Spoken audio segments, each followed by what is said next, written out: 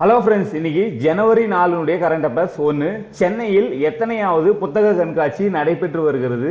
இதுக்கு சரியான answer option C, 47வது புத்தக கண்காட்சி நடைபெற்று வருகிறது. இது வந்து மு.க. ஸ்டாலின் தமிழக முதலமைச்சர் அவர்கள் வந்து திறந்து வச்சிருக்காங்க. அதாவது நிறைய வெளிநாட்டவர், தமிழ்நாட்டில் உள்ள அனைத்து மாவட்டத்தில் உள்ள மக்கள் வந்து இதை பார்வைக்காக வந்து கிட்டத்தட்ட 20 நாளுக்கு மேலே வந்து இந்த புத்தக கண்காட்சி வந்து YMCA ஸ்டேடியத்தில் வந்து நடைபெற போகுது. ஸோ முடிஞ்சால் நீங்கள் வந்து அனைத்து வகையான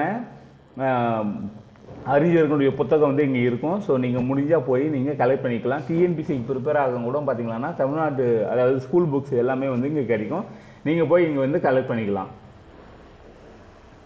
இந்தியாவில் 100% வீடுகளுக்கு குடிநீர் இழப்பு வழங்கிய மாநிலம். இதுக்கு சரியான answer option A, B, C, D. 4 மாநிலம் பார்த்தீங்கன்னா கிட்டத்தட்ட 100% வந்து பார்த்தீங்கன்னா கிராமங்களுக்கு, அதாவது கிராமம் மற்றும் அதாவது அனைத்து வீடுகளுக்கும் பார்த்தீங்கன்னா குடிநீர் வழங்கி முடிச்சுட்டாங்க இந்த 4 மாநிலமும். தமிழ்நாடு பார்த்தீங்கன்னா கிட்டத்தட்ட 78.59% பார்த்தீங்கன்னா குடிநீர் வாங்கி, இன்னும் பார்த்தீங்கன்னா கிட்டத்தட்ட 21% பெண்டிங் இருக்குது. இல்லை ரொம்ப பின்தங்கிய மாநிலம் எதுன்னு பார்த்தீங்கன்னா வெஸ்ட் பெங்கால் பார்த்தீங்கன்னா ரொம்ப பின்தங்கிய மாநிலம்.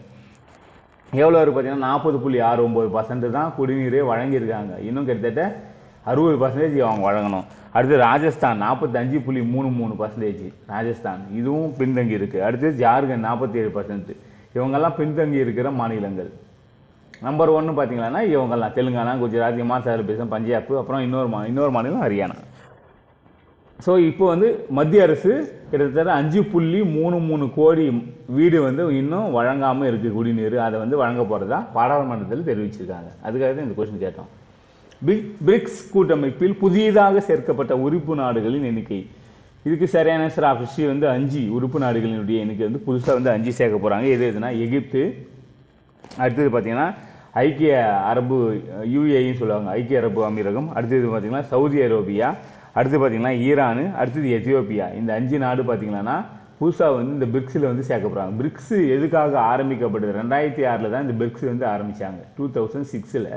அதாவது மேற்கத்திய நாடுகளுடைய ஆதிக்கம் வந்து எல்லாமே இருக்கணும் அப்படின்றதுக்காக தான் இந்த பிரிக்ஸ் கூட்டமைப்பு வந்து ஆரம்பித்தாங்க. மேற்கத்திய நாடுனா அமெரிக்கா, ஆஸ்திரேலியா, ஸோ இந்த மாதிரி யூரோப் கண்ட்ரிஸ் தான் சொல்லுவாங்களா, இங்கிலாந்து. ஸோ இவங்களுடைய ஆதிக்கம் இல்லாமல் ஒரு உறுப்பு நாடு இருக்கணுன்றதுக்காக தான் பிரிக்ஸ் ஆரம்பித்தாங்க. இல்லை இந்தியாவும் ஒரு உறுப்பு நாடு. கணவருக்கு பதில் யாருக்கு ஓய்வூதியத்தை வழங்கலாம் என மத்திய அரசு கூறியுள்ளது. இது சரியான ஆன்சர் ஆப்ஷன் சி, குழந்தைகளுக்கு ஓய்வூதியம் வழங்கலாம். அதாவது சென்ட்ரல் கவர்மெண்ட்டில் ஒரு கவர்மெண்ட் எம்ப்ளாயாக நீங்கள் இருந்தீங்கன்னா சப்போஸ் பணியில் இருக்கும்போது இறக்கலாம், இல்லை பணி முடிஞ்ச பிறகும், அதாவது 58 வயசுக்கு அப்புறம் நீங்கள் ரிட்டையர்ட் ஆகிட்டீங்கன்னா உங்களுக்கான பென்ஷன் வந்து வரும். அதுக்கடுத்து நீங்கள் பென்ஷன் வாங்கினப்போ 60 வயசு அப்போ 70 வயசுலேயே நீங்கள் இறந்துட்டீங்கன்னா நீங்கள் யாருக்கு வந்து பரிந்துரைக்கிறீங்களோ, அதாவது காமனாக பார்த்தீங்கன்னா ஒரு ஹஸ்பண்ட், அதாவது ஒரு ஆணாக இருந்தால் அவங்களுடைய மனைவிக்கு வரும், இதுதான் காமன். ஒரு பெண்ணாக இருந்தால் அவங்களுடைய ஹஸ்பண்டுக்கு வந்து வரும். ஆனால் சப்போஸ் அவங்க கணவன் மனைவிக்கு உள்ள பிரச்சனை ஏதாவது இருந்தால் அவங்க குழந்தைங்களுக்கு நீங்கள் இனிமேல் பரிந்துரைக்கலாம் அப்படின்னு சொல்லிட்டு இப்போ மத்திய அரசு வந்து சொல்லியிருக்கு. 2 பேருக்கு சப்போஸ் அதாவது கணவன் மனைவிக்கிட்டே தகராறு இருந்தால் நீங்கள் குழந்தைங்களுக்கு பரிந்துரைக்கலாம் அப்படின்னு சொல்லிட்டு இதான் முதல்ல சென்ட்ரல் கவர்மெண்ட்டு இந்த ஸ்கீமை வந்து அனௌன்ஸ் பண்ணியிருக்காங்க. அது தமிழ்நாட்டில் சமீபத்தில் பாதுகாக்கப்பட்ட வேளாண் மண்டலமாக அறிவிக்கப்பட்ட மாவட்டம். இதுக்கு சரியான ஆன்சர் பார்த்தீங்கன்னா ஆப்ஷன் சி, மயிலாடுதுறை தான்.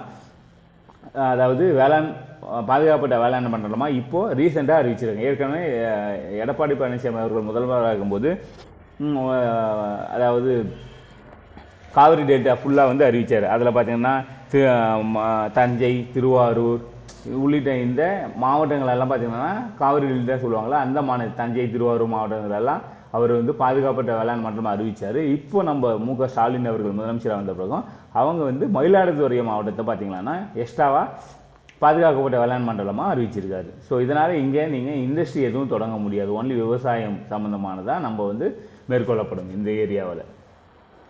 அடுத்தது, தொலைதூர தகவல் தொடர்பை மேம்படுத்த ஜிசாட் என்ற செயற்கைக்கோளை எந்த ராக்கெட் மூலம் விண்ணில் செலுத்த உள்ளது? இதுக்கு சரியான நேஷனல் ஆப்ஷன் பி வந்து பால்கான் 9 அப்படின்ற அந்த ராக்கெட் மூலமாக அது விண்ணில் செலுத்த போகிறாங்க.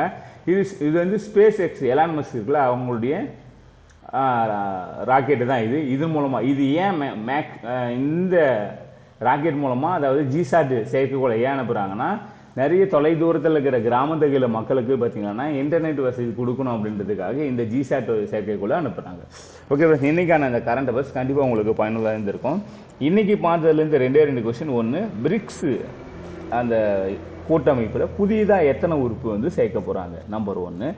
நம்பர் 2, பாதுகாக்கப்பட்ட வேளாண் மண்டலமாக தமிழ்நாடு அதாவது சமீபத்தில் அறிவித்த மாநிலம் இது, அதாவது மாவட்டம் இது அப்படின்றது. அது 2 கொஸ்டின். நீங்கள் முடிஞ்சால் கீழே கமெண்ட்டில் டைப் பண்ணுங்கள். மீண்டும் நம்ம நாளைக்கு இதே மாதிரி கரண்ட் அஃபேர்ஸ்லாம் பார்க்கலாம். ஓகே ஃப்ரெண்ட்ஸ், தேங்க்யூ, பாய்.